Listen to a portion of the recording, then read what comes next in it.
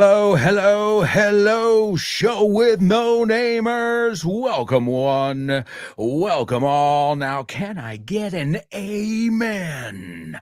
Now, how about a hallelujah? Yeah, there it is, the sweet sound. Hallelujah. It's time for liftoff. Let's go, people. 5, 4, 3, 2, 1. come on. 0. Ignition. All right, we've got this. Liftoff. Liftoff. Here we go. 30 minutes after the hour. Special show today. Mom's on board. So, all aboard, folks, because here we go. Get ready. Hold on to your hats. Strap on your seatbelt. Fasten your seatbelts. Hold on to your And hats. get ready for the ride of your life. The show with no name time. On Fun Radio. It's the show with no name.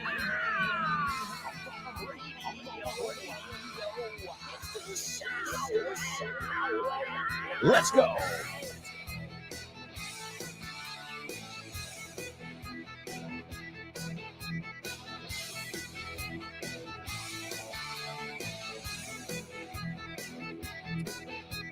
Hello, amigos. Hello, hello, and welcome.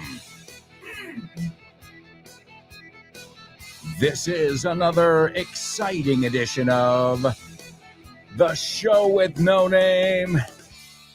And guess who's on board today? We've got Ma Dukes in the house, as we say. It's slang. You know, I love teaching you that slang that we use. But that's right, folks. Ma Dukes is in the house. Mom, hello and welcome aboard. Good morning. Hello, everyone. How's it going? Very great. Terrific. Awesome. Well, I've got to say, you are, as we would say, in maybe it's like a marketing term, back by popular demand. That's what I heard. Well, Mom, I asked, I polled, I surveyed the show with no namers, and it was evident. It was a landslide, let's say. You know how they say that in Spanish? A landslide? No, that I don't know. Ganaste por goleada. No, I never heard that. Yeah. one. Okay. Yeah, you won by a landslide. I said, if you guys, let me know what you think. And everybody was like, yes, yes. We want to hear from Linda. You've been on the show many, many times, correct? That's true. Yes. Each time I've come, I think. And not just on this show, you've been on FYI as well. Right. Mm-hmm. So you're always up for it. You're a good sport, as we would say. I think so. And I enjoy doing it. You enjoy doing it. Now, what makes you enjoy it? Because you know what? Let's be honest. Some people just, they're shaking at the knees, just thinking, just trying to wrap their heads around the idea of, performing or talking live in front of a lot of people. How does that not? Well, I'm not a shy person, so I enjoy talking to people either in person or through this means, through the show with no name. So it doesn't put me on the spot at all.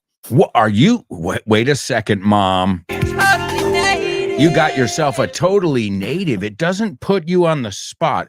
Could you explain that? This is an English class, so if you're going to be slinging around those totally native expressions, you got to be prepared to explain them. Mom, what did you just mean when you said to put someone on the spot? Something doesn't put you on the spot. It doesn't cause you stress. It's not conceived as a problem. Right. It's not an inconvenience. It's not an inconvenience. So it's like you do, okay, let's do this. So for some people it is. Mm-hmm. But if you put somebody on the spot, I think, does it literally come from the spotlight? Oh, that maybe it does. The spotlight is on them. It's like, oh no. When you put somebody on the spot, I say, Mom, tell them the story about that. And you're like, oh, well, I wasn't planning to tell that story. Why you put me on the spot there? You put me in an uncomfortable, awkward situation, perhaps. But that's it. I didn't think about that. Probably it is maybe a theater reference, the spotlight or something. Yeah, that makes probably a sense of where that. Because we do have an expression, he lives his life in the spotlight. Or in the limelight. In the limelight. Wow, hang on. The limelight. Let's see how they let's see, limelight in Spanish. Lime is the color, lima. Mhm. So it's like a greenish light. And it's also a limelight. Primer plano, el foco, luz de calcio. Ooh. And you know what? I just heard or had read about something about this. Before they had electricity, I guess for the theaters, they used a certain type of light to light the actors on the stage, and it had like a lime base. That's where they got the limelight from. Yeah, you can look Ah. that up too. It just Lime, which is calcio, it something that I deposit you can on your pipes and la tuberia, so I right? think was something they lit again So it's before not the elec color line. Oh, see, Mom, are you I just serious? happened to see that recently, actually. Yeah. So why? Let me ask you this. I know. Well, first, what do you do? ¿A qué te dedicas? A good question to know, guys. If you don't know it, what do you do? Well, even though I'm an old lady, I won't tell you exactly how old. Elderly, not old. Old sounds I bad. still work full time. I work for a medical center, a hospital, and I work as a counselor with people with mental illness and addiction. So I'm up every day, out the house by 6:30 in the morning, and then work an 8-hour day. But I enjoy being active. you missed your calling, is what I'm getting at. No, I think I'm in my calling. No, no, no, no. I'm telling you, you were born to be a teacher, and even a teacher on the airwaves, and a streaming teacher, if you will. Well, again, that's only when I come on vacation to visit you. So let me ask you this: as somebody who doesn't necessarily suffer from stage fright, Right. Mhm. can you give it the students any advice? I mean, not that they do, but that's like one of the biggest phobias in the whole wide world. People, they'd rather. This is a Jerry Seinfeld joke, so I can't take the credit. But he said the number two death is the number two phobia of everyone. Number one is public speaking. So if you think about that, that means you'd rather be in the coffin than giving the speech. You know what I think I took after my dad, your grandpa, who loved to he would give speeches, he would sing his favorite song, La Femina, at family events. So I think I took after him on that. What did And, you just use a phrasal verb? oh, here we go Oh again. my God. Damn, Mom, you sound totally native. I guess I am. Holy cow. What did you say to take after? Remember, you got to explain them because although my students are probably familiar with that one, we already said to put somebody on the spot. What does it mean to take after somebody? I mean, they know from the context and they know because we've looked at it, but I love your explanations. Take after means you inherit the traits of somebody, and you can take after somebody in their personality, in their actions, maybe their tone of voice. So you inherit, or you have the traits of somebody else, someone else. I guess that's how I would interpret take after. Yeah, you are like you're similar to that person. Mhm. You get either your personality or your physical Right. side from those people. Wow, I'm telling you, Mom, you could be a good. Well, as a parent, I think you got to be a good teacher. Well, It forces you, te for obliga. parents with children, and I think most of you know that if you have children, you are your parents' teachers. I mean, you are the teacher. Well, it And depends. Lara teaches me things no, but sometimes I'm too. talking as the parents are the role models that your children will follow. So it's really important, to be focused and to know that they're looking at you. So wait a second. You're saying while we look after them, they're looking up to us. Yes. Well, we got a couple more totally natives in there. I You'd guess think this was a native conversation or something. I guess it is. Tell us what it's like to be back in Spain. I know you've got for you this is not just another country. You've been coming here since I've been I think my first trip here was 52 years ago in August 1973. Mhm. Came here on my honeymoon and visited many places in Spain and also in Europe. And I remember coming to Madrid for the first time. I'm like, oh, this is a beautiful city. I loved it. Went to see a Zarzuela, I think. And, walking along the streets at night, having coffee in a cafe. So I love being here. I was a little concerned because we had some bad weather And so the plane left a bit later. They had to de-ice the plane. Do you viewers know what that means to Well, de-ice? since maybe in the north of Spain where they get more precipitation They know about but in that. Madrid we don't get much snow. But I think from the context again is to remove the ice. They had to remove any, and I was seated kind of in the middle of the plane, so I didn't see this happening. But some light snow was falling and it was cold. So before we left, they had to de-ice, and that made us leave maybe about an hour later, but everything was fine after that. Yeah, well, also too, like I told you when we were texting each other, I said that's par for the course over there. Oh, yeah, yeah. And sometimes if it's very bad, they'll just cancel your flight, and then you have to safety first here. We're not going to Right. put 500, not 500, 250 people's lives in jeopardy. Right, right. What does that mean? In jeopardy, In danger. in danger, in jeopardy. Mhm.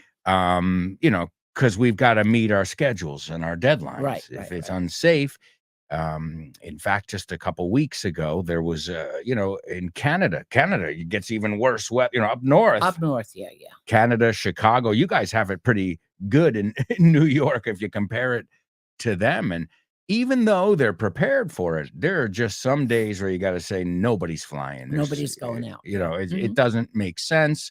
It's very windy. Why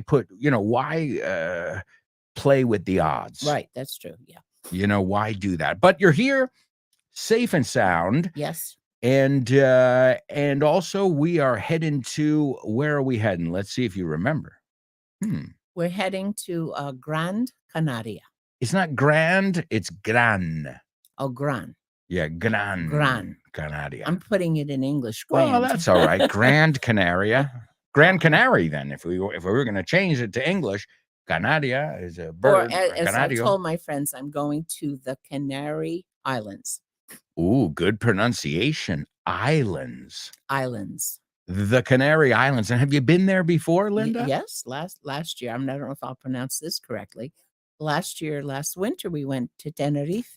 There's another totally native. You didn't say Tenerife like my English friends. They say Tenerife. I think I've always pronounced it Tenerife.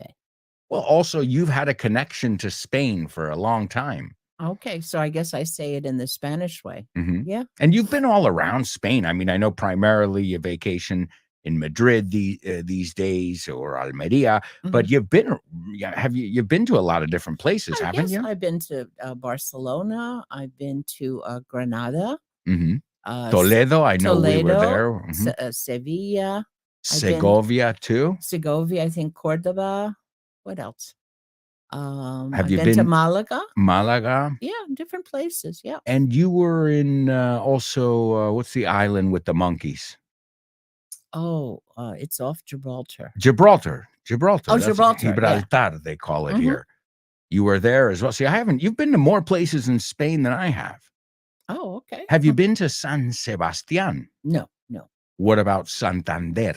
no, never been there. Oh, Mom, you've been around Spain, but you are missing some amazing places. Well, the reason I say these cities is because Vaughn, we have centers, luckily. So Mhm, if they ever need me to come and visit, I can always take a business trip up there. mhm. And we've got amazing cities. Well, we've got, amazing offices and staff in all these amazing cities. Madrid, you tell me if you've been there when I say them. Madrid, obviously, you're here right now. Mhm. Barcelona, you just said. Bilbao, No, never been there. beautiful city as well. What about Vigo? No, never been to Vigo. Vigo's amazing, and the people are just charming folks. What about Valladolid? No, never there. Oh, that's an amazing place too. I remember the first time I went there, it was with Vaughn Radio, and I was like, wow, I want to come back to this place a million times over. Some places you go to and you're like, I've been there, done that, check it off the list. Right. Mhm, And other places you're like, when I return, mhm. I'm you know, going to do this, that, and the other. because it's a place you'd return to a million times. What about Valencia? You had to have been in Valencia. I think so. I'm trying to remember.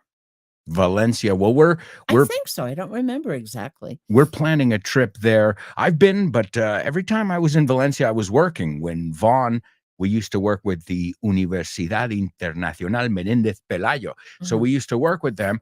And I would go to these places. I got to go to Santander. I got to go to Valencia. Of course, I was working, Mhm. but they were all places that I said I would return to if I could, obviously, if you have the opportunity. So we're going to Valencia. We're taking your granddaughter, Lara, Mhm. there for a couple days to go to the Ciudad de Artes y Ciencias. That's that huge complex which has an aquarium, a science museum. So it's going to be a field day. Can you explain that idiomatic A expression? field day?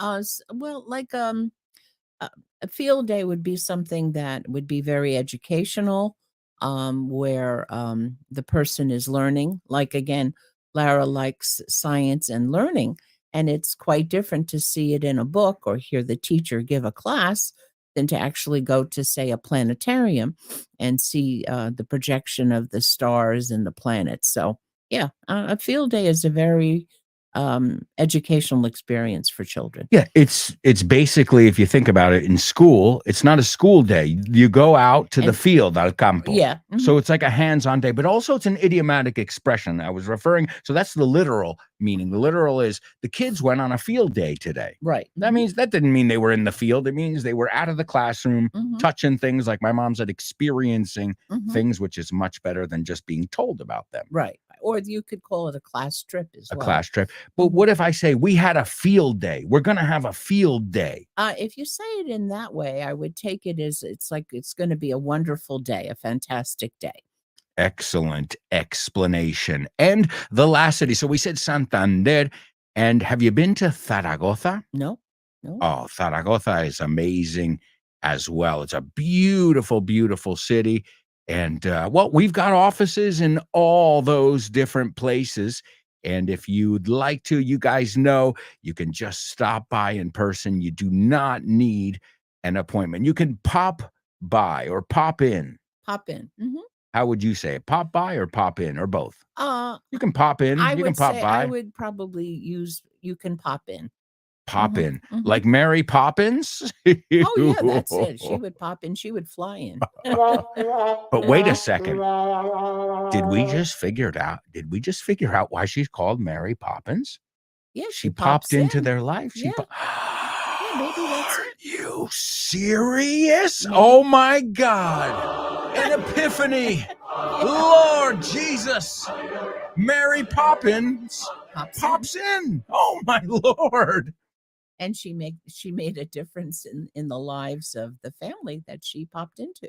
And did you ever I mean, I know this is one from this book is The Milk, one of my books, but, what about the one, Bugs Bunny? Why is he called Bugs Bunny?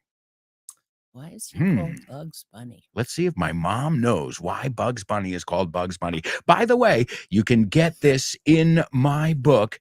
It's called what is the book called? Oh, yeah, this book is This The bug Can I get you to say a swear word? No. This book is the shit.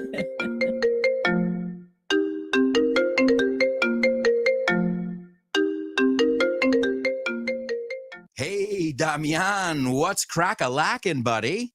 Hey, Alberto, I was planning to do some sports this week. What about playing baseball? Ooh, baseball. I love it. But I'm not sure yet. Can we touch base next week? Touch base. Estamos en contacto, ¿no? Hablamos en algún momento. Yeah, okay. Let's touch base. Okay, what about basketball? Do you want to play basketball? Oh, man, I love basketball. It's one of my favorite sports. But I don't know if I can this weekend because I've already got plans. Oh, man, that's the way the ball bounces. That's the way the ball bounces. Así están las cosas, ¿no? Así bota la pelota. Así bota la pelota. That's the way the ball bounces. I love that expression. Okay, what about tennis? Do you want to play tennis? Well, I love tennis, but I'm not really a good player. If you don't mind playing with a novice, the ball's in your court, buddy. La bola está en mi campo, ¿eh? La pelota está en mi tejado. All right. Do you want to play some soccer? Sure, I'd love to play some soccer or football, as you call it. What time do we kick off? Perfect. We're kicking off at 9. Are you available?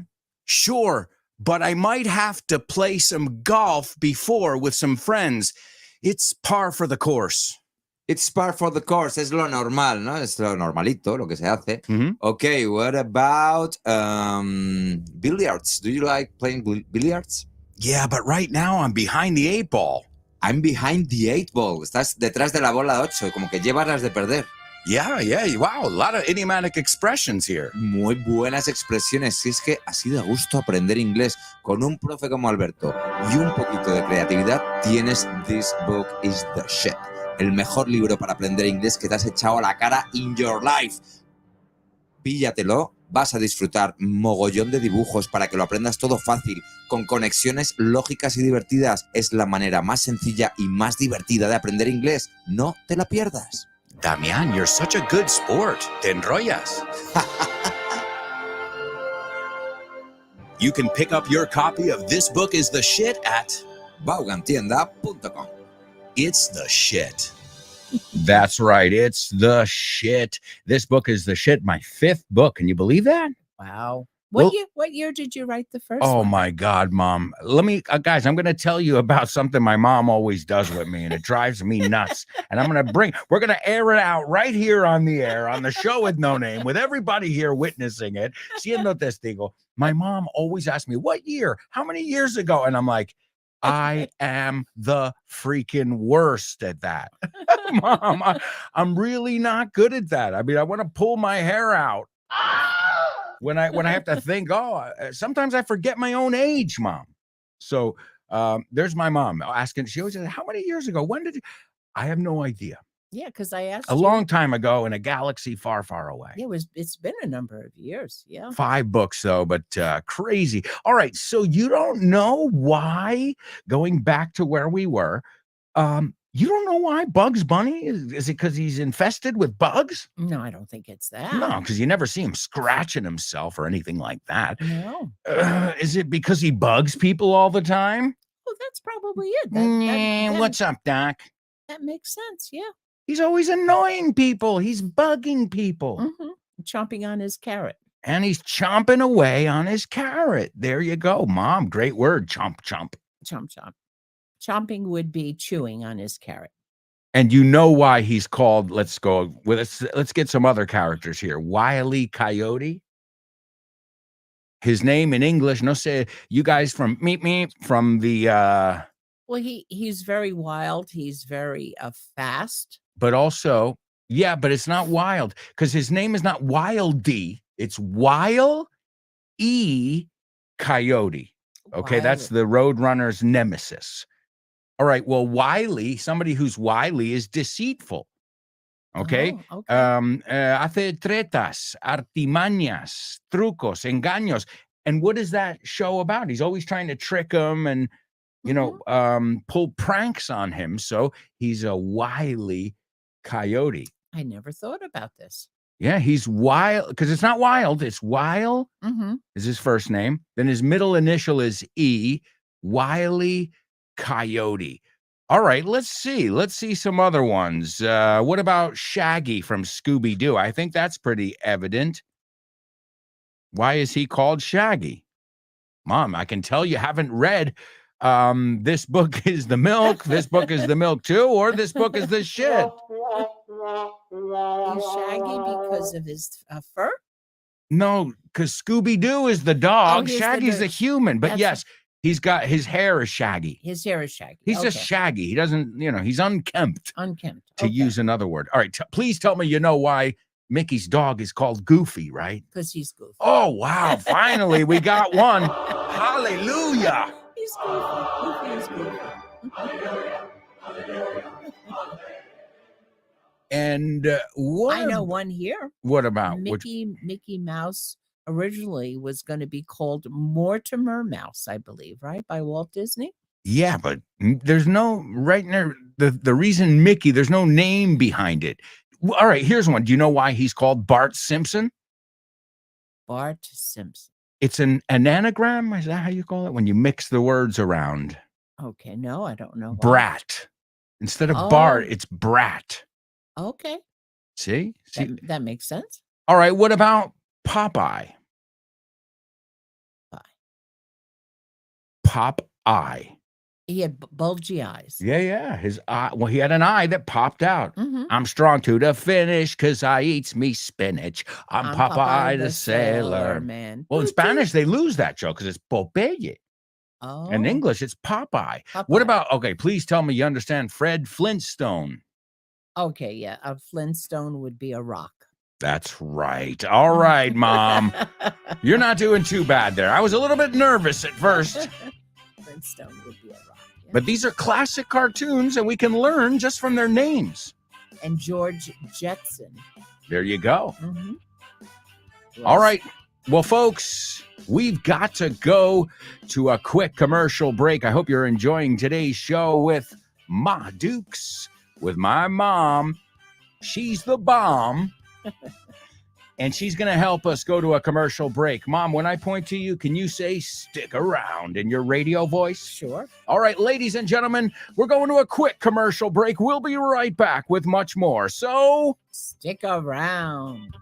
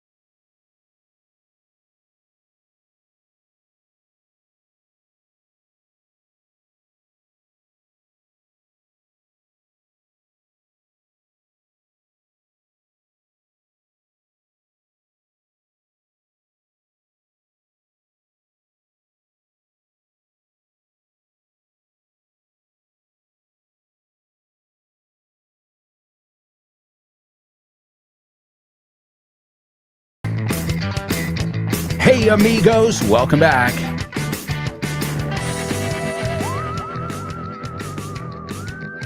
Welcome back. This is part 2 of today's show with No Name on Vaughn Radio. We are here with my mom. Mom, you know what I just realized? We were just talking about Shaggy. His last name is Rogers. Did you know that? I did not know. That's weird. Donald Duck, there's no real... Daffy Duck, there's a reason behind that. What does it mean if somebody's daffy? A little bit off. A little bit off, a little bit crazy if you're Mhm. daffy. Let's see, any more here? Well, there are many, folks, but I recommend you pick up This Book is the Milk. This Book is the Milk 2, which is now, well, it was originally called This Book is the Remilk. And then my latest book, Mom, what is it called? This Book is the... S-H-I-T. Ooh, I couldn't get her to say a curse word. It's not really a curse word. It's not. Well, shit is... In that case, well, see, that's interesting that you're saying that there. It's not really a curse word. Because there, if I'm saying, Mom, you're the shit, am I insulting you or am I saying you're awesome? Everything in context, too, right? Yeah, it's how you're using the word. Right. You know, if I say, this is shit, well, obviously it's offensive. Right. Mhm. This is absolute shit. It's in the context of how you're saying it. But if I say Vaughn Radio is the shit, it means it's awesome. It's awesome. It's just like if you see a sign that says, and again, I'm going to change my voice, fine for parking or fine for parking. What's the difference? Oh, good, Mom. I like this. This is great.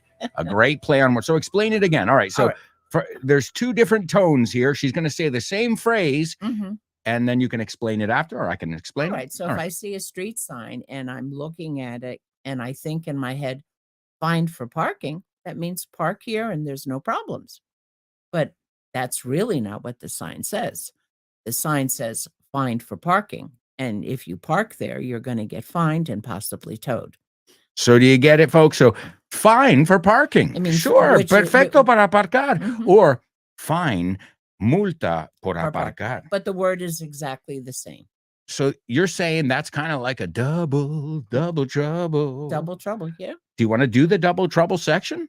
Oh, sure. Okay. Yeah. All right. So introduce it, and then I'll play the jingle. Okay. Say, folks, it's time. Okay is not an introduction. Okay. Imagine if I just said okay and just hit the button. You gotta like get people excited about it. We're gonna do a little challenge here. All right. So it's called Double Trouble. Introduce it however you want, and I'll when you finish, I'll hit the jingle. Okay. It's time for double trouble. Double trouble, baby. Yeah, you know what time it is. Give it up. Double trouble. I said double trouble. Double trouble. I said double trouble. All right, Grandma, you're gonna wear your grandma hat now, not your English teacher radio star hat Okay. that you wear so well, I should say. Talk to me about Lara's English. What have you noticed? I mean, it's good too because it's different when you see somebody every day. You don't notice the weight changes, the aging, the growth in the case of a child. What have you seen since the last time you saw Lara? About a year ago? No. Oh, wait, I got your mic off. I'm telling you to get closer, and I've got your mic off. Go ahead. Sorry. Well, I know. I saw her in the summer when I was here last. So maybe it's been about, 6 months or so? And two things. Her English has improved dramatically. She sounds like she's been growing up in the United States. Amazing. And she's gotten taller. She's gotten, more of her personality has become apparent. So it's a joy to see. And yeah, I usually get to see her twice a year. That's great. That's great. And yeah, her English is, I mean, even the intonation, forget Mhm. about the pronunciation, just the grandma. Mm-hmm. I'm trying to want like it. She's got it. I mean, that's the thing. Kids, they don't judge. They just bring it in Mm-hmm. and get it back out. Mm-hmm. Yep. And adults, a lot of times, is what I've noticed with older students, and this is normal. They're like, but why? If this is that, then why is that like that? And I'm like, my daughter has never asked me. She doesn't know what a phrasal verb is. She's Mhm. never asked me a grammar question, and she seems to be doing just fine. She knows it instinctively. Right. She feels it She feels it. in her, in her every being. Mhm. All right. This is a double trouble. Now, as you said, there are many words that have double, triple meanings, and well, Mhm. that's where jokes come from too, Oh, yeah. Mhm. right? Right. One of my favorite jokes. It's a classic. It's really corny, but it's a great one. I'm on a seafood diet. You know the rest? I see food and I eat it. Wow. All right, I'll give you another corny oldie but a goodie, como decimos. Oldie but a goodie es un clásico. Es antiguo, pero sigue siendo bueno. Why was 6 afraid of 7? Why was 6 afraid of 7? Oh, that one I don't remember. Because 7, 8, 9. Oh, because 7, 8, 9. I'll be here all week, folks. Don't worry, and don't forget to tip your staff. All right, double trouble. Today, we're getting a double trouble from Laura. Now, ask me where Laura's from. I sound like Richard Vaughn. Ask me where Laura's from. Now, Laura or Laura? I said Laura. Where Laura's from. Good. Yeah, ask me. So ask me. Okay, where is Laura from? Why didn't you contract it? It's more natural, right? Where's Laura from? How would you normally say it? Where's Laura from? Okay, so say it how you would normally say. Where is Laura from? Well, Okay, all right, here it is. be Where's natural. Where's Laura from? Good question. She is from a country that is shaped like a boot. Oh, that country I know. That's kicking Sicily. Yeah. That country my ancestors came from. That is Italy or Italia. That's right. So, and Laura, we learn an Italian expression with Laura every week on the show, Okay. every Wednesday. Every Friday, we have a question of the week where the students get to speak, which is a great opportunity for them to get over that stage fright that we were talking about Mhm. before. You know, that fear of what if I make a mistake? What will people think? You know, that, which again, it's totally normal. But knowing it now, we know we gotta tackle it. You know. When you hear somebody, and keep this in mind, when you hear somebody speaking in a language that's different from yours, say you're hearing somebody speak, in my case, I would be hearing somebody speak English, Mhm. maybe with another accent. That tells me that that person knows at least 2 languages. Yeah. And the other Mhm. thing to remember is you're never gonna sound like a native person, and that's okay. That's okay. That's alright as long as you can be, understood by other people. So, you do And your you can best, understand them. and you can understand them. Yeah. And I always say the ultimate goal, correct me. I mean, you've been around bilingual people, some people who don't speak a lick of the other language, like Right. family members. Mhm. Isn't the real goal for your personality to be able to come out in that other language? Yes, and it Like will. for you to feel comfortable where you can say, oh, this is me being me, not me thinking, oh shit, is this was or is it were? Mhm. Is this present perfect continuous? Your head's gonna explode. Right. When really, if you're comfortable with the language, you're familiar with it, you're not beating yourself up inside your No, head. you do the best you can. You, listen for the language, you hear it, different accents in the language, because that's very different too. Sometimes when I'm hearing somebody speak English in a very, very different accent than mine, I have to really kind of tune in to understand what they're saying in my own language, and that's amazing. And well, you know what? We've got just the thing for that here at Vaughn. It's called our Vaughn Masters. ¿Te gustaría abrir puertas a nuevas oportunidades y estar listo para cualquier desafío? Con el máster de inglés del Grupo Vaughan podrás transformar tu futuro. Este programa intensivo te ayudará a dominar el inglés profesional, perfeccionar tu comunicación y ganar la confianza que necesitas para conseguir tus objetivos. Nuestros profesores Vaughan especializados te prepararán para afrontar en inglés todas las situaciones de comunicación en un entorno profesional. No dejes que el inglés sea una barrera. Invierte en tu futuro con el máster de inglés profesional del Grupo Vaughan. Llámanos al 91-133-5833 o entra en grupovaughan.com. That's right. It is the Vaughn Masters. You can get more information at grupovaughn.com. That's right, grupovaughn.com. All right, here is today's double trouble from lovely Laura from Italia, from Italy. And she says, les escribiré para que sepan que hemos tenido que declarar el coche siniestro total. Whoa. Mm. Do you understand it in Spanish? Let me give it to you again. Just don't translate it, but just to see if you understand what the phrase is saying. Your Spanish is pretty good. Les escribiré, you know that. Mhm. Para que sepan, Okay. yeah, Mhm. que hemos tenido que declarar el coche siniestro total. I think you can figure it out Yeah, from the mhm. context. All right. So good. So that's another thing. There's another thing too. A lot of students like, well, I don't have that much vocabulary, or what if I get lost? Pay attention. Things are a lot easier in their context. Yes, they are. They make sense. If you're at a gas station, there are only 2 or 3 things the guy can be saying to you. Mhm. Mhm. You get what I'm saying? Do you fill it up? In the end, there's not, given the context of any situation, things make more sense than just randomly thrown in the air. It's true. Yeah.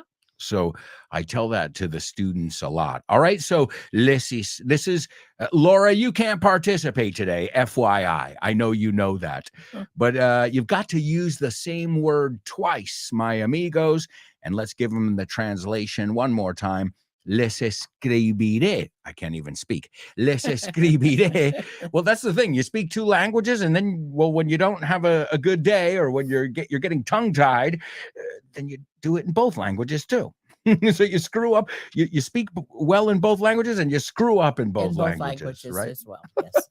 So les escribiré para que sepan que hemos tenido que declarar el coche siniestro total. All right. And in the meantime, we'll give the students some time to mull it over. What does that mean, to mull it over? To mull it over is to kind of think it over. There you go. Well, there you go. Mhm. Yeah. And what if they didn't know to think it over? Does it What- mean to think about it really quickly and that's it, and just let No, it? when no? you mull something over, you take some time. So you're thinking about something over a period of time. You're considering it, might be Mhm. another way Okay, to yeah. say it, Mhm. right? Okay, Like great. you're maybe mulling over a decision regarding a job or a relationship or a move or something. You're not going to do it right away. Yeah, like today's Double Trouble. Mhm. All right, well, can you introduce the next section?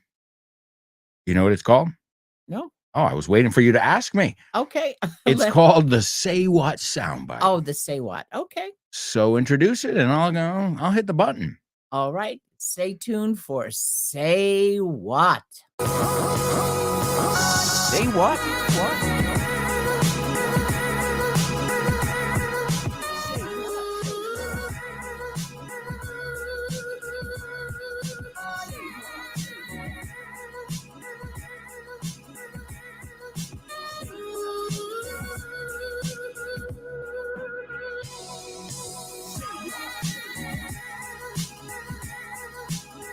All right. Say what soundbite.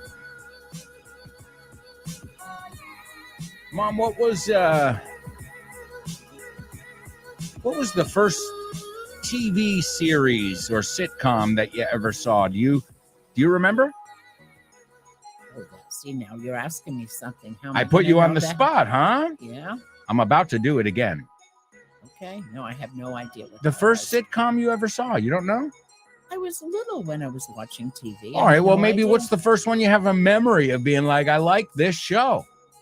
For me, it was Romper Room. It was a show where it was like a preschool class, right? kindergarten class kind of thing. Mm-hmm. And the teacher, would teach you stuff, and it was fun. You learned along with the students. I don't remember. I mean, I grew up in the 50s, so whatever shows. So Donna Reed, No, that was after. Dennis the Menace. When I was born, the year I was born is when I Love Lucy came out. So I must have seen that in repeats, not live, obviously. I was too young. And that show was all the rage then. I Love Lucy, yes. Mhm. Now, what does that 50s. mean? I just used an expression. It's all the rage. It was a very popular show, and it starred Lucille Ball and her husband at the time, Desi Arnaz. And it was a sitcom. Which, was do you a know where the sitcom. word sitcom comes from? A sitcom, I believe, comes from situation comedy. Situational comedy. There you go. So you, instead of saying it was a situational, right, comedy, you say that was a sitcom, Like a rom-com. What's a Mhm. rom-com? a romantic comedy. Right. We shorten everything, don't we? Mhm. Yes, we do. You ever notice how lazy we are when it comes to speaking? Mhm. Yes. We've got acronyms for everything. We cut everything down, abbreviations everywhere. All right. Well, this is from one of the most popular sitcoms. This is interesting because it's a sitcom it's a sitcom series. Okay. Because a sitcom, usually they're in the same 3 locations. There's not much production quality. Well, I guess when they're filming a sitcom, they have the standard sets that they're using. The apartment, But or a series or the office. is more produced. They go to more locations. Right. Mhm. So this is interesting because it kind of sits on the border, and maybe that's part of the phenomenon of this show, is that it's a sitcom because it's the same characters and Right. situations, and the situations are what make it funny. But then it's very well produced. The writing is exceptional, like that of a series. They go all over the place. They've even gone on vacation and filmed, outside of the United States. So this show is definitely, I think it was one of those shows. You might recognize this person's voice. If you don't worry. The idea is to tell us your feedback, your take. In fact, Mom, I'm going to give you the headphones over here for Okay. the time being. I mean, I wear them just to monitor the sound and to make sure that there's nothing that's too weird. And well, I'm going to play this for you. And I'll play it twice, and then we'll play it another 2 times in the second half of the show. But I want your feedback. I want you to tell me what you heard, obviously in your best English. I don't have to tell you that part, but that's what I tell the students every day. There are 2 kind of challenges here. A, did you get the gist of it? Okay, are we doing business here? You know, did Okay. you catch what's going on? And then the ultimate goal is for them to be able to jot it down word for word, verbatim. Okay. Okay, so first things first, let's listen, and then we'll see your take on it, your opinion on it. He makes way for this very attractive woman whom he conveniently leaves out of his retelling of the story. Now, right here, Phil backs up, pushes his butt into the car, pushes me into the cans. Do you see that? It's all his fault. Just like I said, I was right. Suck it. Okay. Wow. Now, if you guys are watching the video right now on YouTube, my mom's face was like a Mona Lisa here. It was priceless. La Joconde, Mom. Your face was like a deer in headlights. What just happened? All right. I'm going to play it again, and then I want you to tell me what you heard. Students, you can also participate in the comments as well. All right. Here's your Say What soundbite for the second time. He makes way for this very attractive woman whom he conveniently leaves out of his retelling of the story. Now, right here, Phil backs up, pushes his butt into the car, pushes me into the cans. Do you see that? It's all his fault. Just like I said, I was right. Suck it. ¿Conoces Weekend Town? La nueva iniciativa de Vaughan. Pues no. Es un fin de semana de inmersión en inglés. Y es nuevísimo. A ver, cuéntame más. Tendrás una inmersión lingüística total durante 2 días. Un total de 24 horas hablando con angloparlantes de todo el mundo. ¡Wow! ¡Qué interesante! Ganarás confianza y soltura a la hora de comunicarte en inglés. Mejorarás tu comprensión auditiva y tus habilidades conversacionales en una situación de comunicación real en inglés. Ven a Weekend Town y te sorprenderás con todo lo que puede avanzar tu inglés en un fin de semana. Weekend Town de Vaughan. Un fin de semana de inmersión en inglés. All right. All right. You know what Weekend Town is, Mom? Where people go for Vaughn to help improve their English for a weekend. Yeah, absolutely. Yeah, because it used to be called, well, we've got 2. We've got one where they go for a week. It's called Vaughn Town. And now, about a year ago or so, we started one called Weekend Town because, as I usually tell the students, not everybody has a week that they can get away. Right. Not everybody has not just the time, the money, you know, the whole, the resources to say, I'm going to go away for a week. See you later, family. You know, it's not that easy sometimes. It's probably easier to do if the person does not work the weekend and they can, you know. Well, that's the perfect thing now. Perfect, a yeah. weekend. Who can't get a weekend away? Yeah. You know, that makes sense. So it's a lot more doable, I think, you know, just for anybody. I'm not talking about special cases, a CEO of a company who goes, you know, the company sends him to do a Vaughn Town. They want him to be there for a week or her to be there for a week. But for anybody who just is looking for an immersion experience, I think it's amazing. It's a weekend. It's not a course. I would call it more of an experience. An experience, yeah. An experience. Okay, so can you tell me what the heck just happened in that audio clip? Well, I don't recognize the clip. I have to tell. I didn't expect you to watch this show. I don't really watch much TV. I really don't. That's why I didn't expect you to know it. But what did you get? Like, if I had to tell you, what did you just hear? Well, there was a female voice, and she was very annoyed about the behavior of a man. Wow. Good summary, Mom. What can I say except bravo? Yeah, she seemed a little perturbed, a little ticked off, if you will. Right? Yeah, her voice was angry and upset. All right, well, Mom, that's what it's about. So excellent. Good ear. Your English is amazing. How did your comprehension get so good living in the United States for 70 some years? Oh my Lord. All right. Where what is it in My Fair Lady, where the character of Rex Harrison says that they've not spoken English there for years in one of the songs. Oh, okay. Sure. All right. Well, we've got to take a look at Laura's double trouble now. Okay. Okay, so it was les escribiré. How would you say that? Do you know? Les escribiré.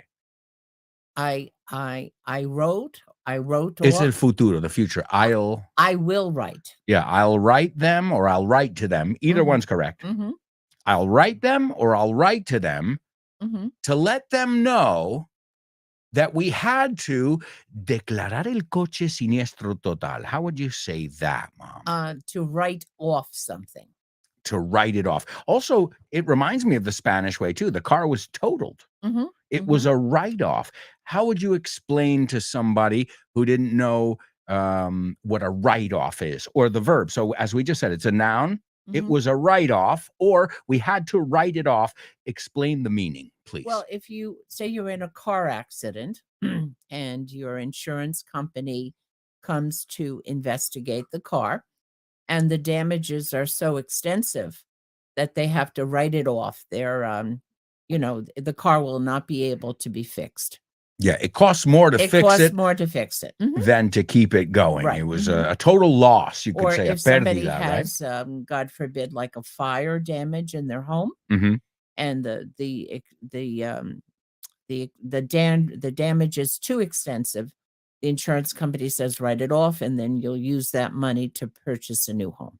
Yeah. Great. So something a write-off you cannot use. Yeah, it's a write-off. Mhm. It's unusable. It's It's been rendered. unusable. And as my mom just pointed out, and that's great. I was going to ask you about that, but you did it on your own. Mhm. It's not just with cars. No, not just with cars. Anything that is rendered unusable or Mhm. more expensive to repair.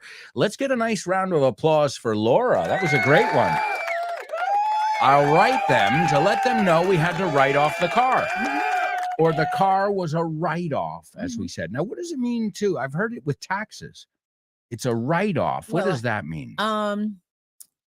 When a Con los impuestos, with when a taxes. business, I do some soliciting for an organization Mhm. called Unico, people of Italian ancestry. And when businesses give us a donation that we can use to help others, Mhm. it's a write-off for them. So say they donate $50 to their restaurant, Mhm. and then I give them the tax form. When they do their taxes, that lowers the amount. It's that a they have to deduction. do. And It's a deduction. a yeah. write-off is also a deduction. Wow, some great vocabulary. All right, well, Mom, I can't believe it, but we are halfway through the show. That's pretty quick. I mean, time flies when you're having fun. I need you to help me. What do we say when we go to a commercial break? Stick around. All right, well, I want it in your best radio voice. Folks, we'll be right back with much more. So Stick around.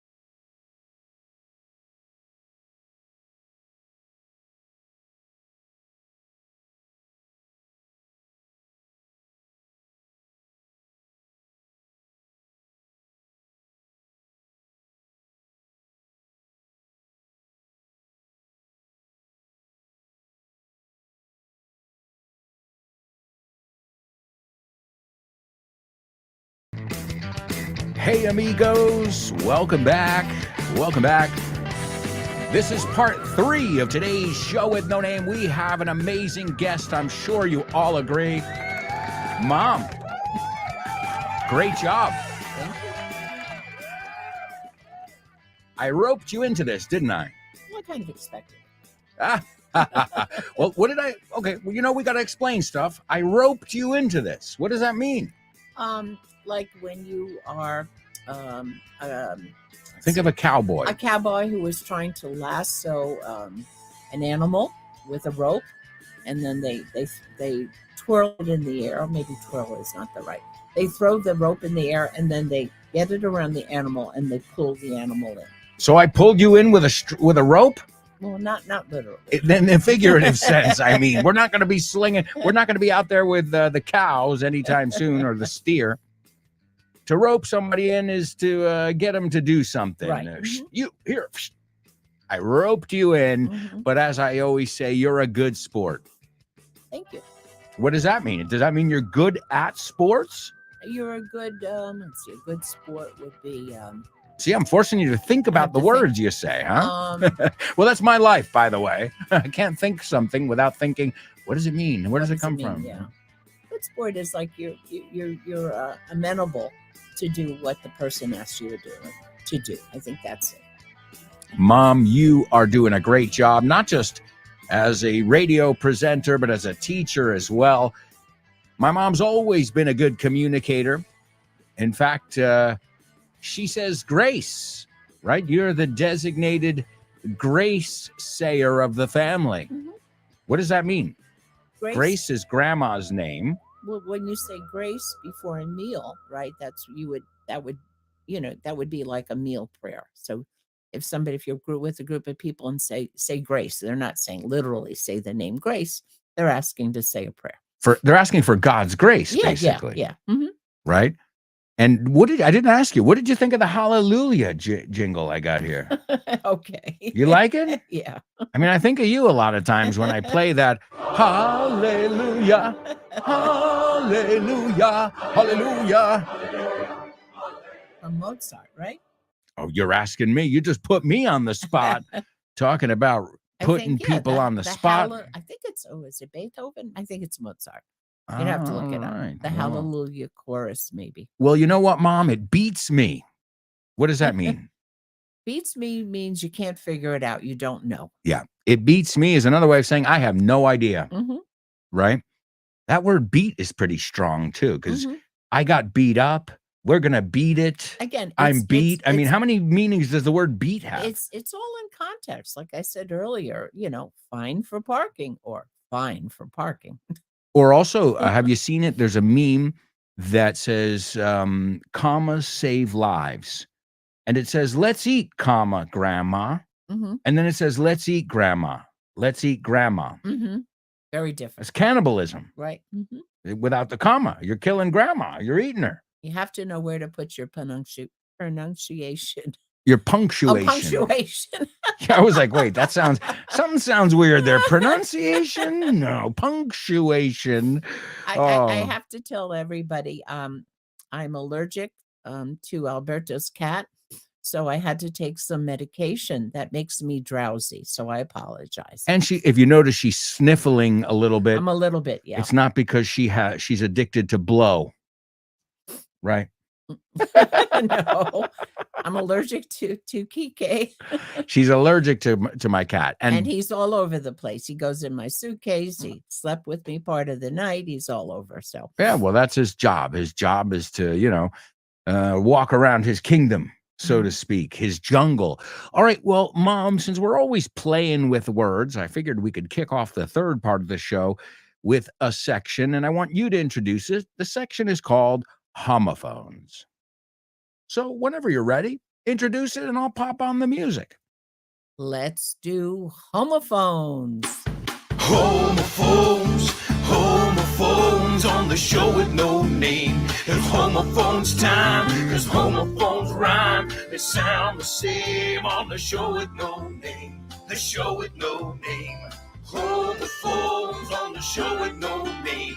Cause homophones time, it's homophones rhyme. They sound the same on the show with no name. The show with no name. The show with no name. The show with no name. Show with no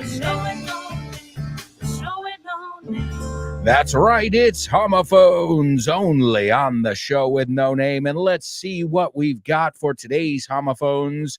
The first word is equipo. I know you know that word in Spanish. Equipo. Don't say it. Oh, don't say it.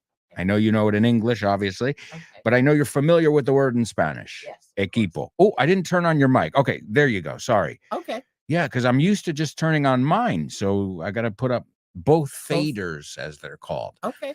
All right. So my bad. All right. Equipo is the first word. Also, if we put it with the word up in English, it means hacer equipo, That's right? true. It can also be a verb Right. as well, correct? Mhm. So I think that's a word everybody knows. I mean, it's a word that is almost universal, Mhm. I would say. And the second word, I don't know if people will recognize it as much. But this word is in Spanish, it's a different one. It's a difficult one. Try and say this. Pulular. Pulular. Oh, pulular. Pulular. Pulular. Pulular. Yeah, wow, that's great.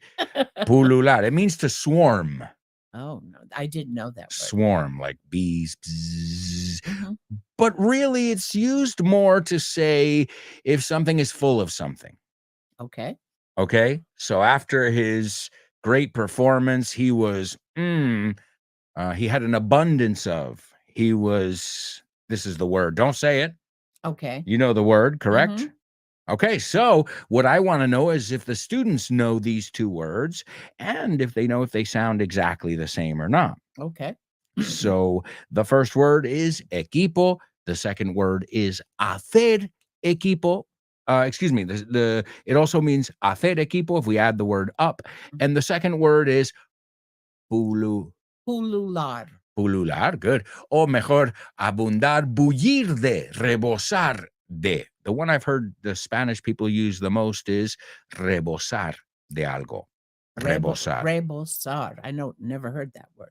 Rebosar. Rebosar de algo. Oh, Okay. good. Hey, it's never too late to learn something. All right. Also, we need to listen to our Say What soundbite. This woman who you said correctly as well is pretty upset at some guy. She's very upset at some man. And I would say even upset is an understatement. She's pissed off. She's very angry.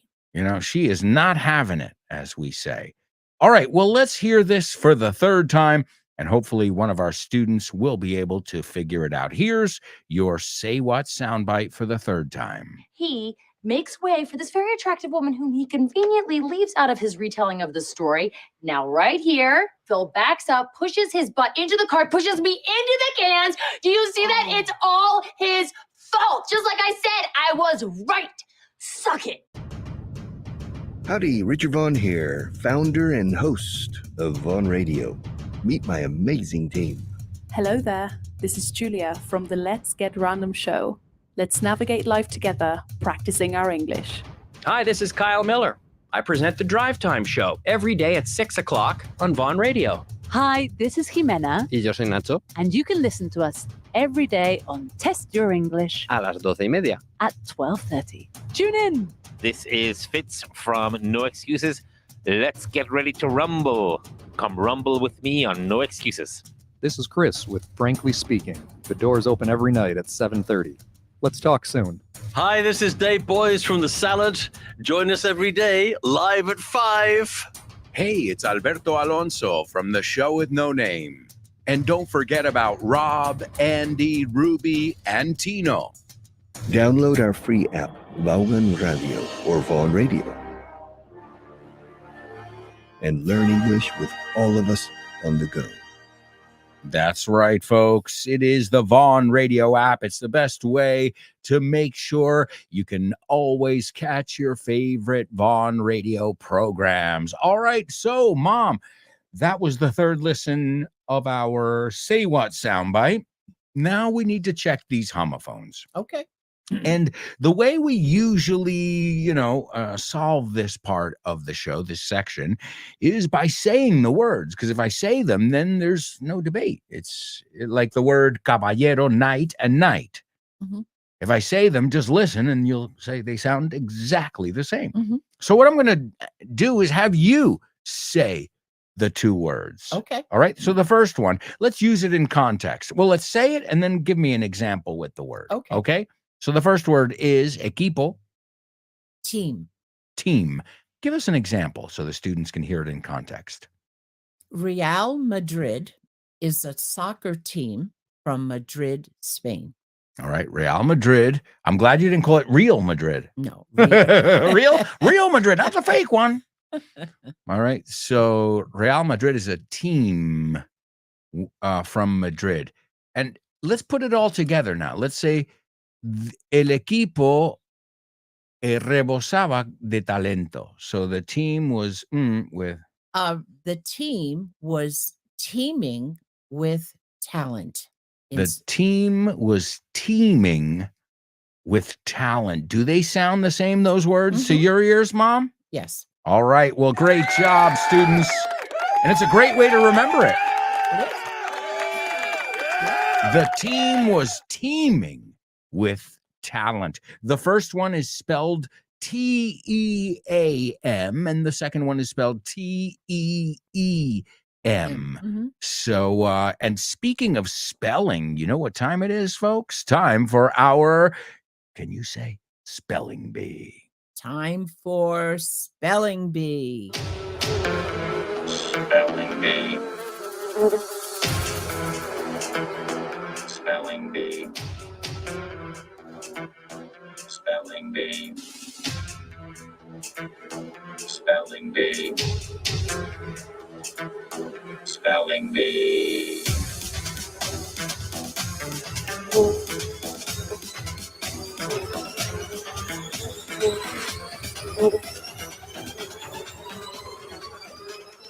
All right, all right. Well, folks, today my mom is going to be doing the spelling bee because, well, you could say maybe you've gotten used to me doing it. But here's what I need from you, Mom. And I'm putting you on the spot here, but I know you can handle it because you're that good. Can you read over there? Can you see what's on the screen? Oh, I didn't turn on your mic again. Okay. See, you're doing fine. It's me that can't keep this shit together here. Okay. Well, hey, I'm used to, again, we're creatures of habit, and I'm used to just sliding up my fader. And then when I don't hear you, I say, okay, maybe you want to slide her fader up as well. Okay. So what I want you to do here is this is an exercise we do in taking dictation, being able to jot down, numbers, passwords, all kinds of information. And what I usually do is I link it to a historical event. And today it's linked to the one that you see here. So let's do this. I like to set the mood as well. So let's get some music. That's some beautiful. Here, you want to hear? That's nice, right? You like it or what? Yeah. Okay. Well, I'm going to need you here. I'll take this just to make sure. Okay. I got to take the headphones over here. Okay. So spell these words and you say number one. I'll say the numbers and then you spell them, but you got to put the comma in there and the spaces. So this would be to spell the words. Yeah. So this would be comma space. And then I'll say number two and they say space. Okay. So where there's a space, we got to say the space. Okay. Okay. So, folks, this is round one today. Now, the second time goes slow, is not slow, but take it easy. The first time I want you to step on it a little bit. All right? Okay. All right. The first word in today's spelling bee, dictated by my mother today, is F-L-O-R-E-N-C-E.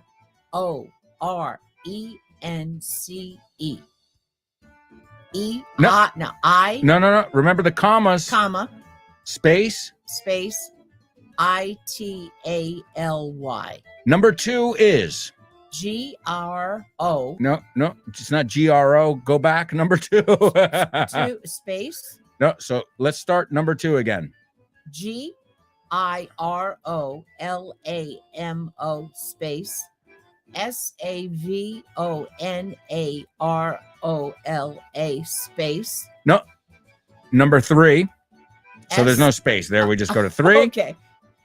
S-H-R-O-V-E space T-U-E-S-D-A-Y. Okay. And number four is F-R-A-N-C-E-S-C-O space G-U-I-C-C-I-A-R-D-I-N-A. Sorry. Do that one again. Number four. F-R-A-N-C-E-S-C-O space GUICCIARDINI. Great. The next one, there's an E on the end of that, okay? Okay. TOM space WOLFE. And the last one is BONFIRE space VANITIES. See, it isn't that simple, is it? No. It's been a long time since I've had a spelling bee in school. Well, tell us about spelling bees in the United States. How do they work? I mean, it's a huge part of our upbringing. I seem to remember them kind of on a Friday. We would have the words to memorize during the week. Okay. And then we would have our spelling test. I don't know why I remember. But not just a spelling test. A spelling bee is more like a competition. It's a game show. Yeah, yeah. You know, I remember the whole class being in the auditorium, the whole school being in the auditorium. Yeah. No, I'm thinking about a spelling test. Now, spelling bee would be a competition where you have children who had to learn kind of complicated spelling of words, and whoever won the spelling bee was the champ. Yeah. Absolutely. Yeah, spelling quiz is different. Each person takes it differently. Yeah, well, you always had your spelling class and your books, your spelling books and things. But then the competitions are when you saw who was who in the spelling world. And we've got some champions here. I want you to give it up for our champions, Born to Iron Man, Chris and Laura and Elena. And anybody else who got it?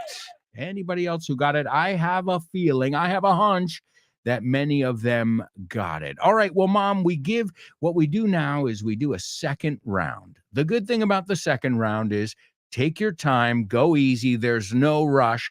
The first time, it's just to put the pressure on. Okay. Just to say, let's see, how fast you guys can get this. The second time, I always say it like this. The first time is we've all called customer service and dealt with somebody who was just not very nice. And they rush you through it, and they're like, the code is QRLWXYZ. And you're like, could you repeat that? Slowly, please. And then we've all come across that customer service agent who's like, oh, do you need me to repeat that for you? So now you're the first time, you're kind of the first one who's like, I don't care if you get it. Not my problem. And unfortunately, as I always tell the students, you will come across these people in every country, not just in English speaking language. So now you're that nice assistant who's like, write this down. Here you go. Jot it down. Number 1 is, remember your commas and your spaces. Okay, number 1. Slowly. Here we go. Well, at a normal pace where someone can get it. FLORENCE,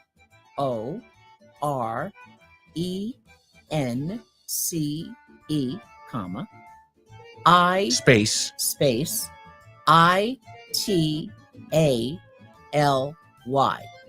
Number 2. GIROLAMO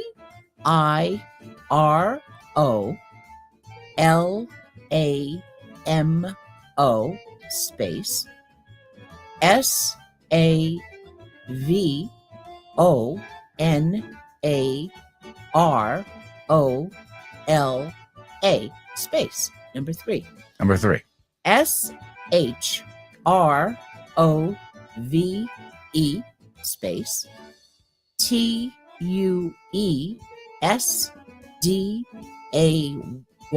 space. Number 4. FRANCESCO space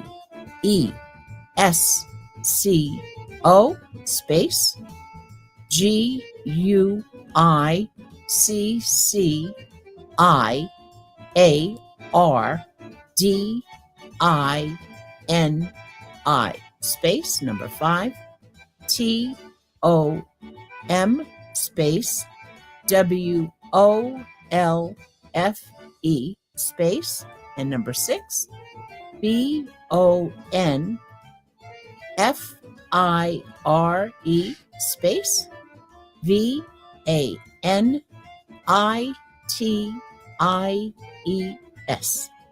All right, Mom and students, great job. Thank you. Hey, I put you on the spot. I didn't tell you. I didn't tell you we were going to do a radio show, right? I didn't tell you till you got here. Yeah. And B, I didn't tell you, you were going to do that. So again, I think my mom, anytime you guys want to think of what a good sport is, just think of my mom. You know, she no pone pegas, as they say in Spanish. She's up for anything. I am. And that's great. In Spanish, they say you'll sign up to a bombardment, a bombing. Oh, that's what they say in Yeah, te Spanish? apuntas a un bombardeo, it means. Okay. All right, so these are the words from today's spelling bee. They all have something in common. Are you familiar with the bonfire of the vanities, Mom? What do you know about the bonfire, the falò delle vanità? I know, Laura, you're going to correct my Italian there. But this was the burning of, as the name suggests, una hoguera, a bonfire of vanities. Now, I remember hearing about this originally through a movie. There was a movie called The Bonfire. I don't think I've ever seen that movie, but I've heard that Bonfire of the Vanities was a movie, but I don't know anything about it. Well, this is this is part of the history of Florence, Italy. Okay. Have you been to Florence? I believe you have. No, never been to Are Florence. you serious? No. No. Wow. Whoa. Wow, as you say. Whoa. You've never been to Florence, Italy? No. Oh my God. You okay. I know you've been into a lot of places in Italy. I know that it's a very cultural place, Florence, in the north, but no, I've never been there. Well, basically, there was a burning of objects condemned by religious authorities, things that were referred to then as occasions of sin, things that had to do with vanity. So cosmetics, art, books, thousands of objects were burned in a public square in Florence, Italy. And this was on Shrove Tuesday. Fat Tuesday, Shrove Tuesday. Also, they say in the United States, Mardi Gras. Yeah, mostly we would say Mardi Gras there, but Mardi I know Gras. that means Fat Tuesday. So yeah, there were books burned. I mean, anytime books are burned, that's not a good thing. That's not a good thing, no. Anytime art and books are burned. But you know what? These things in history, I think, also tell us, hey, wait. Mm-hmm. Okay, we've got to have things under control. There's got to be order. There's got to be, but we can't, make certain things disappear that we don't like. Mm-hmm. Especially things of beauty. I mean, obviously, I'm not a fan of makeup. I don't wear makeup, but I do think why not? Mm-hmm. Why not? Art, you already know how I feel about art. Mm-hmm. You feel the same way. Imagine life without art. Right. It would be a gray room. Mm-hmm. There would be nothing. So the Bonfire of the Vanities. Yeah, it's a novel. The novel that came out in 1987 by Tom Wolfe. And in fact, I'll give you the words here. So Florence, Italy was our first word in the spelling bee. Mm-hmm. That's where it took place. Girolamo Savornola. Well, basically, the supporters of this guy were the ones who were burning, the cosmetics, the art, and the books. Mm-hmm. Okay, so he was kind of like the leader, and his supporters were doing it. The day was Shrove Tuesday. The opposition, Francesco Guicciardini, I'm sure I said that wrong, and Tom Wolfe, again, was the guy who wrote the book, which later inspired the film. And it's even an opera. So just to give you an idea of how popular this historical event is, you'll see it reincarnated in many of the arts. Oh, okay. Well, it has to do with the arts. So why wouldn't the arts tell the story of it? Mm-hmm. In paintings and things like this. Well, the Bonfire of the Vanities movie is a movie that came out in 1990. It's a satirical black comedy. It's directed by Brian De Palma, and it stars, wow, great cast, Tom Hanks, Bruce Willis, Melanie Griffith, Kim Cattrall, and Morgan Freeman.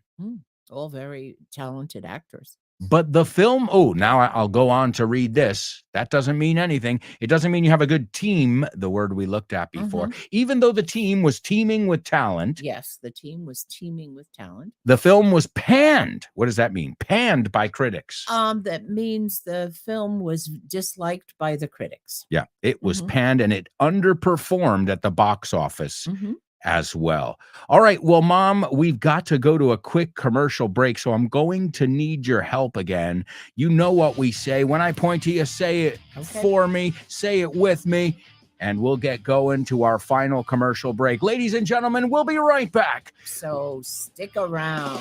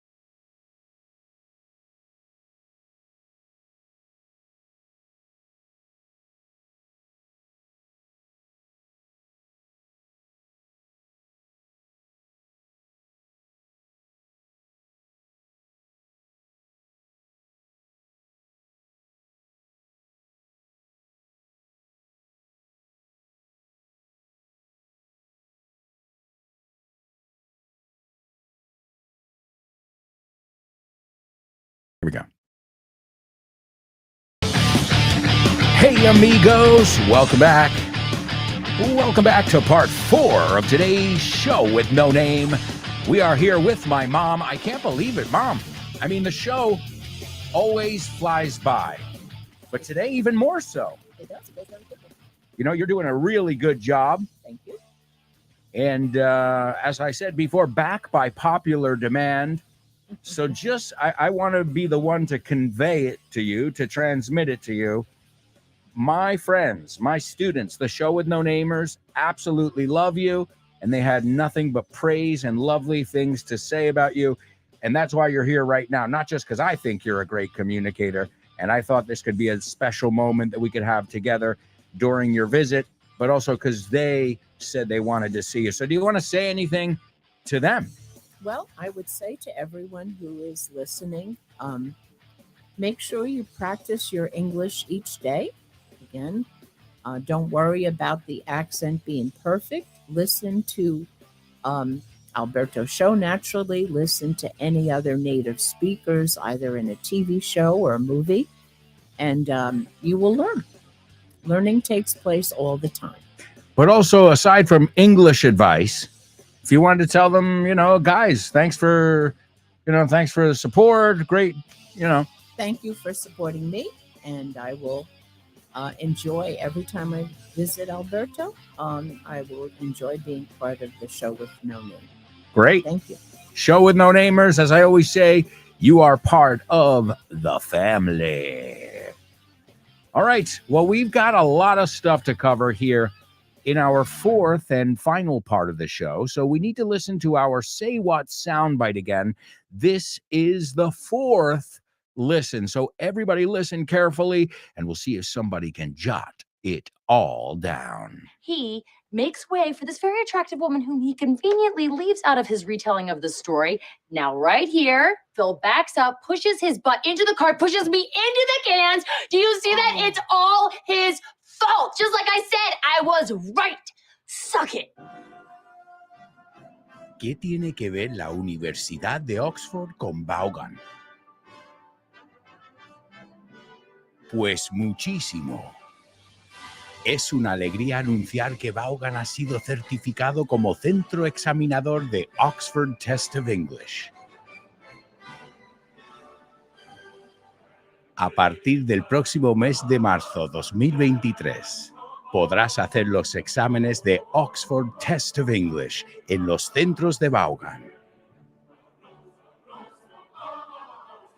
Si quieres más información sobre esta iniciativa de Vaughan y Oxford, puedes ver más en nuestra página web, grupovaughan.com.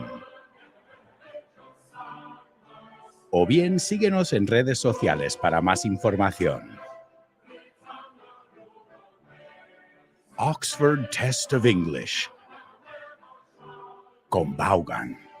Brilliant. That's right. Absolutely brilliant. It is the Oxford test of English. Mom, can you do a British accent? How is your British accent?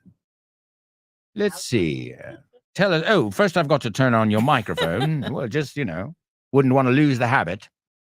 So you'd like me to do a British accent? Then I'll do the best I can. Do you know who is notorious for a horrible British accent? I think in the movie Mary Poppins, the actor Dick Van Dyke did a very poor British accent. Yes, he didn't have a poor performance. His singing, his dancing, I mean, he was lovely, just his British accent. But also, in retrospect, when he was asked about it, because you can imagine he's been asked about it many times, he said, "Why didn't anyone tell me there were British people on the set? Hello? Throw me a freaking bone here, people. Help me out. Help me out a bit. My goodness, you threw me under the bus. You threw me under the bus. What does that mean? That's a very totally native expression. If you throw somebody under the bus, then you are, telling on them, making them suffer consequences. You're jeopardizing them. You're putting them at risk and them in danger. As if you would put somebody under the bus. You're selling them out. You're selling them out. You sold me out. You threw, but it's a very common one lately. Oh, he threw me under the bus. He threw me under the bus. He Another went to one. my boss and he said this, that, and the other. And another one I love lately, you hear very often at least in the American lexicon, those silly Americans, they say this is an absolute dumpster fire. That one I don't know. A dumpster fire is a shitstorm. Okay. So think about it. A dumpster is where you keep garbage. Yes, garbage. Oh, rubbish. We're British. We say rubbish. Rubbish, okay. And if it's on fire, well, you've got garbage on fire. And the smell must be... It's not a good situation. The smell must be horrible. Oh, my goodness. It's a dumpster fire. Oh, my goodness. All right. Well, folks, we're always learning that totally native English. Hey, we're just talking about movies. Why don't we introduce the Name That Movie section? Could you introduce it for us, Mom? Let's do Name That Movie. Name That Movie.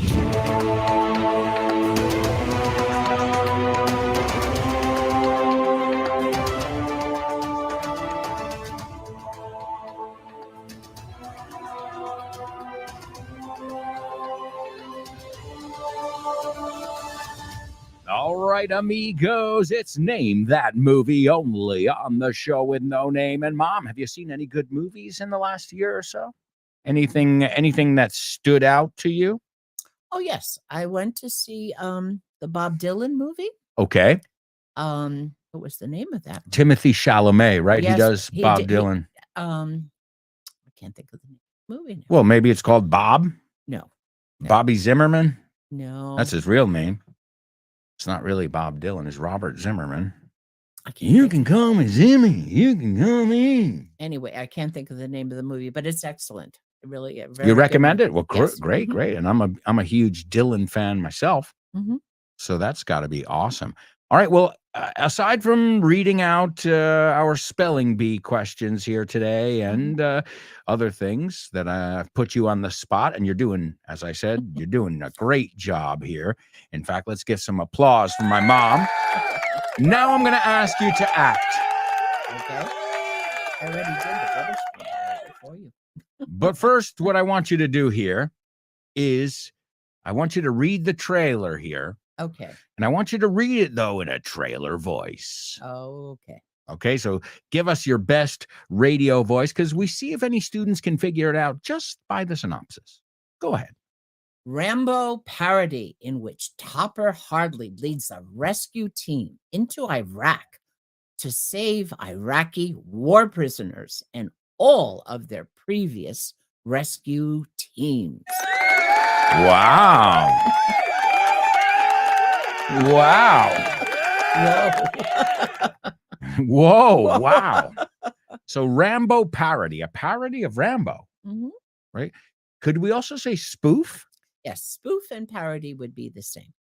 In which Topper Harley, so I guess that's the character's name, leads, that means he's the leader. Makes sense, that one. If you're the leader, you lead. leads a rescue team. We looked at the word team earlier. Mhm. Into Iraq. Some people say Iraq. You said Iraq. I say Iraq. Iraq. How did I say it? Iraq. But Iraq. I think that's an American thing. Now that I live in Europe, I say Iraq. I say it. But I used to say Iraq and Iran. It's Iraq and Iran. Well, I whatever. think I say it Iraq. Yeah. I say tomato. You say? Tomato. Let's call the whole Whole thing thing off. I say potato. You say potato. Well, potato's wrong. I know. Well, don't learn English from that song because potato, either, yeah. Neither, yeah. Tomato, yeah. But potato, no. No. just potato. Okay, so into Iraq to save Iraqi prisoners, war prisoners. What's a POW-MIA? That's something you see a lot around the United States. Prisoner of war, or MIA, is missing in action. Yeah, prisoner of war, missing in action. Mhm. And we use that too. Like, where's Linda? She's MIA. Mhm. That means no one has heard from a person by phone or in person or by text in any form. Yeah, nobody's heard from that Mhm. person. So, Right. so war prisoners and all of their previous rescue teams. Mhm. All right. The movie is, give it up for our show with no namers, Hot Shots Part 2. Part 2. Part deux? Deux. Is that how you pronounce two in French? I don't Deux. speak French. Deux. Hot Shots Part 2. Two. Deux. Deux. I guess. But it's not two, it's Part 2. Okay. You're like, fine, whatever you say. Whatever you want it to be. It stars Charlie Sheen. Okay. What does that word mean? Sheen. Sheen is his last name. But also it means something. Like a shine on something. Yeah. It has like a glossy sheen or glittery sheen or Yeah, so algo brillante, something something, that yeah. sheens, right? Charlie Sheen. Lloyd Bridges. I love Lloyd Bridges. He was the king of straight face, no. Oh yeah, yeah. Mhm. right? He was the king of that straight face, deadpan, as we also call it. Mhm. What does that mean? Deadpan or straight face? That their face doesn't really move and show emotion, and they can say a joke and it can be very, it becomes very funny. I think of him in the movie Airplane. The thing is, though, here's the interesting thing is not just that they have a straight face, but they're not playing it like it's funny. Yeah. They're playing it like it's a serious situation. Which, but for the viewer, makes it funny. Well, Hot Shots movies are exactly, same makers of Airplane, Mhm. Jim Abrams. So you know exactly what we're talking about here, Right. that brand of humor. But I always tell my students, these movies, Mel Brooks movies that are pun heavy Mhm. are great for English learners, Mhm. right? If everything has a double, look at Young Frankenstein, werewolf, their wolf. Mhm. And he goes, why are you talking like that? And I thought you wanted to. Or what knockers? There are so many jokes in there that a roll in the hay, Walk this way. walk this way, es anda por aquí, pero anda de esta manera. So I love those kind of movies because I really feel like if you get those movies, then you get that punny humor. Mhm. Okay.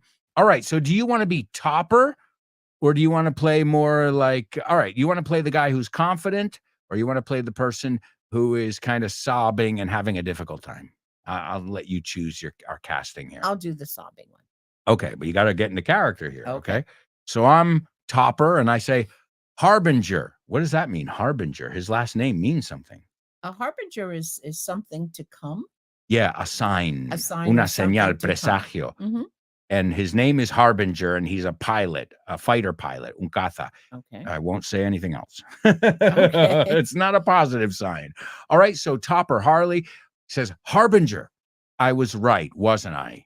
You sabotaged all of the other missions. I find that totally unacceptable. Oh, you got me wrong. All this shooting and killing, I can't go on. Great. And it says sobbing. Sobbing means crying profusely. Mhm. You got me wrong. Te equivocas sobre mí. All this shooting and killing, I can't go on. And then Topper says, hey, rainy face. Cara de lluvia. Let the sun come out, you bad G.I. Joe. And G.I. Joe is that toy that was a soldier. Here, Why don't you give your Uncle Topper a nice big blow? Now, that has a double meaning there, but again, that's the whole idea. And then Harbinger blows into Topper's handkerchief and says, I'm done. And Topper says, attaboy, así me gusta, that a boy. But we say atta. Attaboy. All right, good job, attaboy. Okay, it's totally native. So blow is fellatio, right? Especially because if you see the scene, he goes down and he's like, wait a second, you could use a good blow. He was talking about blowing his nose. But a double meaning. But it's got that double meaning of fellatio and blowing your nose. So then the handkerchief is el pañuelo, is a bag of snot. Ugh. Okay, snot is moco, líquido, boogers, el duro. Germs. And drops it and hands Harbinger the gun and shoots a few Iraqis. Right? He feels better. He cries it out. And then Harbinger says, thank you, Topper. I can kill again. You've given me another reason to live. Look at that. You see the irony there. I can kill again. You've given me another reason to live. Again, they're soldiers. And then Topper says, head towards the gate. There'll be plenty of bad guys to shoot along the way. Head towards is to go to, right? Head towards the gate. There will be plenty of bad guys to shoot along the way. So the movie is called Hot Shots, Part 2. And let me ask you this. What does it mean by say he's a hot shot? Very talented, very kind of full of himself. An important person is a hot shot. Yeah, un ídolo, right? But sometimes it can be used as in a negative connotation too. This guy thinks he's a hot shot. Well, if a person thinks he's more important than he really is to many people. And it's not pronounced hot shots, right? Hot shots. Hot shot. Hot shots. Have you ever seen those movies? No. No, I didn't. I imagine. You have seen Airplane. I've seen Airplane. Have you seen The Naked Gun? No. Wow, Mom, you are missing some seriously I've never amazing seen any of the ones. Rambo movies either. Well, I don't, for some reason I get that because Rambo is not your genre. It's not your cup of tea. What does that mean? A cup of tea is, if something is not your cup of tea, it's something you don't like. Yeah, it's not your thing. It's That's not right. your cup of tea, right? And so, yeah, I wouldn't expect, but these are classic comedies we're talking about here, Mom. Okay. All right. Well, we have got to move on. We are flying through the show today. I hope you guys are learning and laughing along with us. It's great to have you as always, but we're going to move on because we've got some birthdays to celebrate. Can you, whenever you're ready, introduce famous birthday trivia? Whenever you're ready means as soon as possible. Okay. Yeah. It's time for famous birthday trivia.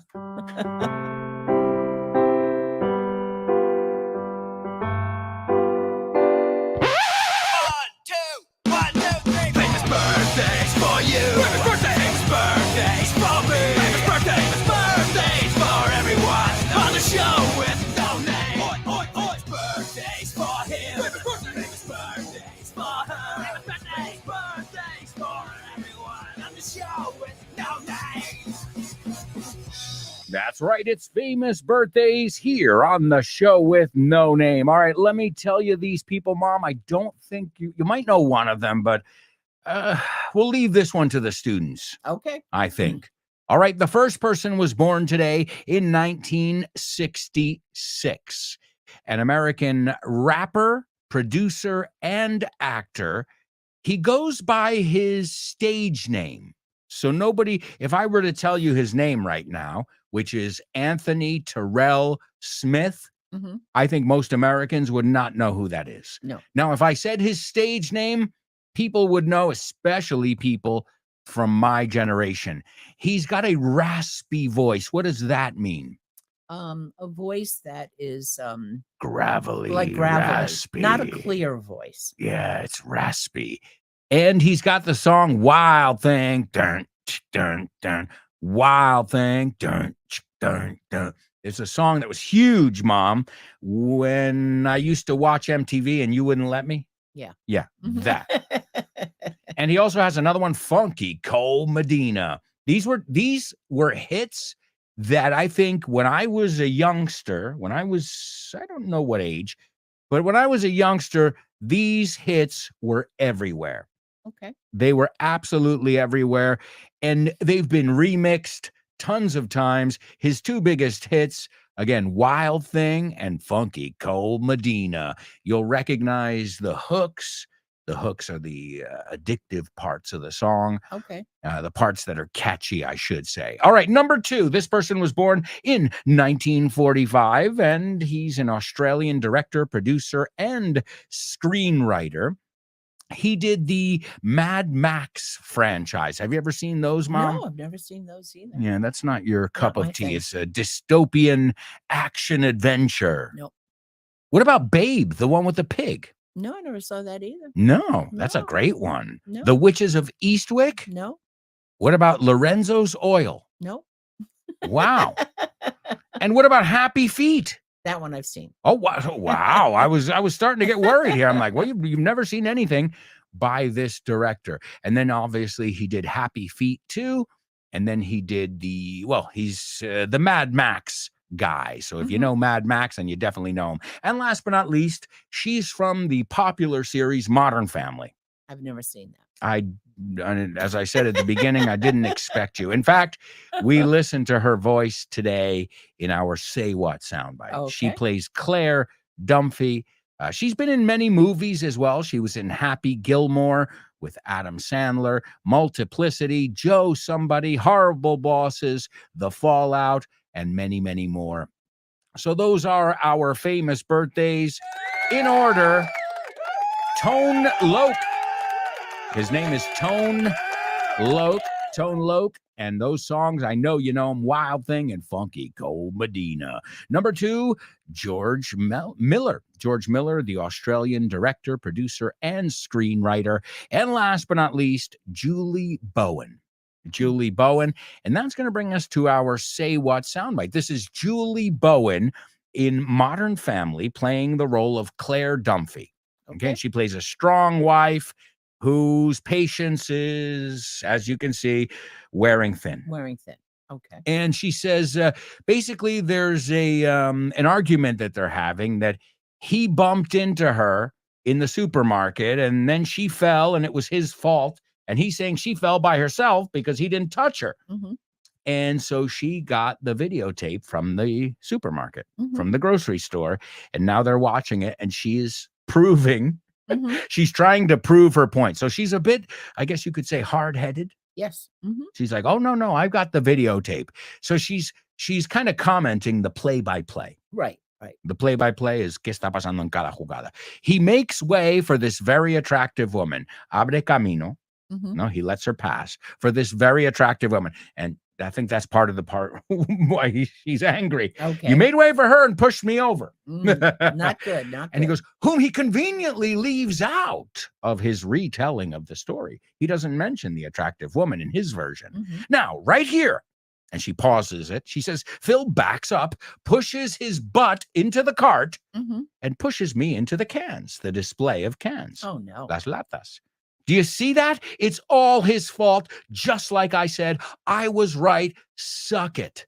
And she's not saying literally suck anything. She's saying take that. Take that. It's another way of saying take that. All right. So here she is, birthday girl Julie Bowen playing Claire Dunphy in Modern Family. He makes way for this very attractive woman whom he conveniently leaves out of his retelling of the story.